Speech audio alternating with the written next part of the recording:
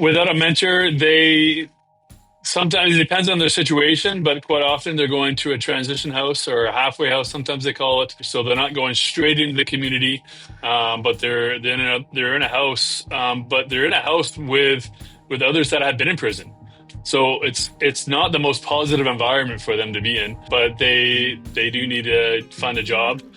They need to deal with some of the mental health challenges that they have, either before they're in prison or what they have gained while they're incarcerated. There's all kinds of trauma that they have to deal with within the first 72 hours. So they have to get through that mental health piece as well. They need to most likely find a job as well. Maybe not within the first 72 hours, but they need to start thinking about it. How are you going to pay your bills? How are you going to get food? How are you going to eventually move out of this halfway house, right? And they also need to be thinking about their relationships. What relationships are going to be beneficial to your life in the community? And they need to figure that out within the first 72 hours, because the feeling of being overwhelmed hits them hard, because life, I'll state the obvious here, but life is different in the community than it is in the prison. They need to do stuff on their own. They need to figure it out. And that can be overwhelming when they haven't had to do it themselves. And when things are overwhelming and uncomfortable,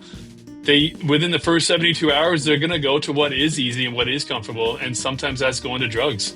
And when they go to drugs, they do other silly things, and then they end up back in prison. Or they end up stealing or committing some other crime because they're so overwhelmed within that first 72 hours that they don't know what else to do. So they do what's easiest to them and what has become a life for them.